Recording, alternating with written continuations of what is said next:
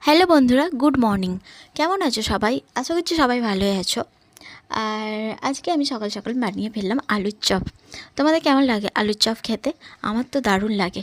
আর বাইরের তেলে, পোড়া তেলের চপ খাওয়ার থেকে বাড়িতে চপ বানিয়ে খাওয়া অনেক ভালো। তাই আজকে সকাল সকাল চপ বানিয়ে ফেললাম। আর চপ বানানোর জন্য এখানে আমি আলু সিদ্ধ করে নিয়েছি, আর বেসনটা আমি ফাটিয়ে নিয়েছি। বেসনের মধ্যে নিয়ে নিয়েছি ও একটু হলুদ গুঁড়ো, লঙ্কা গুঁড়ো, আর এর মধ্যে একটু সাদা তেল দিয়ে পরিমাণ মতো নুন দিয়ে আমি বেসনটা ফাটিয়ে রেখেছিলাম আগে থেকেই 10 মিনিট আগে। আর তারপরে আমি কড়ার মধ্যে একটু সরষের তেল দিয়ে দিলাম। সরষের তেলের মধ্যে পেঁয়াজ কুচো, লঙ্কা কুচো দুটো, আর এর মধ্যে দিয়ে দিলাম আদা রসুন পেস্ট করা।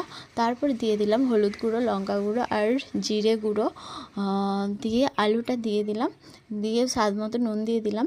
তারপর এর মধ্যে আমি আলুটা একটু নাড়াচাড়া করে ভেজে নিলাম।